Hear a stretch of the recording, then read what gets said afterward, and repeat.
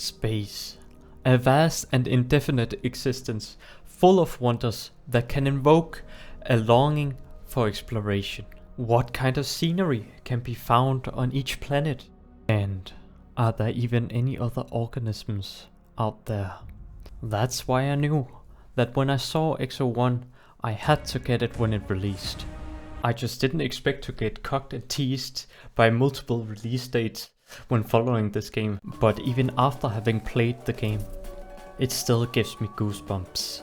Well, I guess he's more consistent with updates than I am with uploads. XO1 has revolutionary gameplay. When you hit the action key, you gain additional gravity. Somehow. I don't actually know how that works. You might think it looks a lot like those mobile games where you go down a slope and gain increased speed and distance, for example like Tiny Wings. But in this game, there's something more. You can glide. Isn't that just amazing? Like gliding, just soaring through the sky. Wait, you're still not sold? Well, let me tell you this. You can double jump. Yeah, you know, jumping, the best thing that ever happened to video games. And you get 2 of them. That's insane. And here we come to the important part of XO1. Exploration. The satisfaction of discovering the unknown. XO1 includes multiple planets that are each assiduously crafted to give a unique atmosphere and ambience. It never feels like one of the planets are copy and pasted. Each area is handcrafted and develops a story. The game can definitely feel linear since there's a certain goal you are going towards. But I don't think it takes away from XO1, as you are given a choice to choose the path towards your goal without missing out on the views you're supposed to see in the game. You're set in a certain mood while exploring not only visually but also auditory.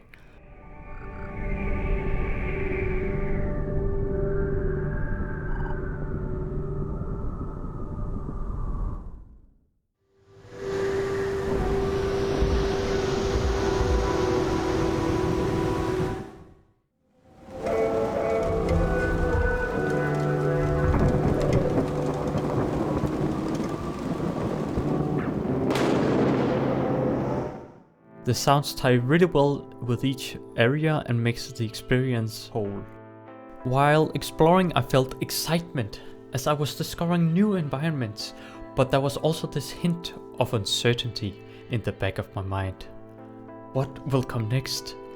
And what the fuck are these random ass black structures? It is almost as if there's an alien underground planet dealing ring.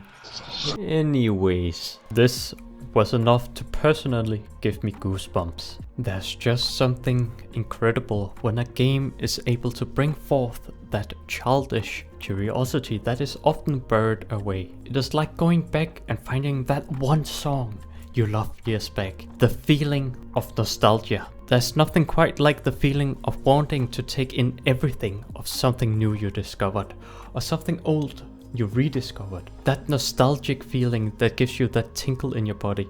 It is that feeling XO1 captures really well. Even though each planet feels vast, there are no secrets to be found, in which I mean there's no actual reason to explore each level beyond the given path.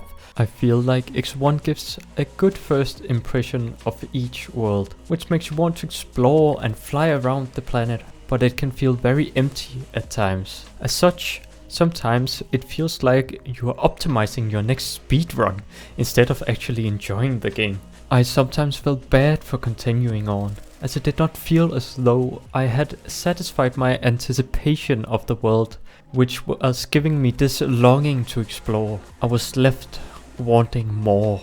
Because of the structure of the game, there's really no replayability when it comes to experiencing that first-hand curiosity or lust for adventure, as you quickly come to know of each detail on every planet. Therefore, for most, this game will only be able to satisfy one playthrough.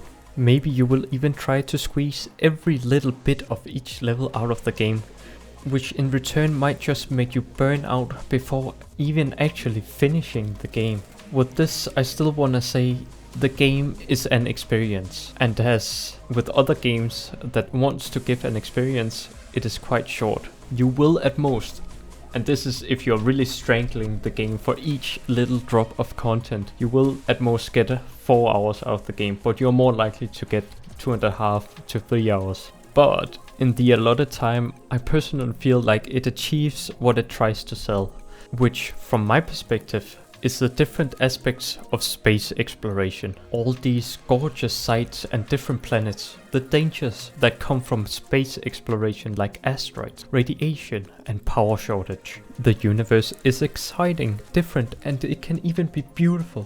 But there's always this lurking emotion in the back of my mind. That emotion is the feeling of loneliness. There are so many planets and phenomena to see. But even in this vast place, we never see other life. In this infinite place, there's no other existence except humans. After going through each level in X1, this feeling of loneliness definitely grew on me, until I finally chose to accept it. Even though I felt a feeling of regret, I still felt joy in there being other humans being able to explore the same thing as me. Somehow, this simple game was able to bring out emotions that I would associate with adventuring through space and exploring planets. And that is exactly what I think is beautiful about X01.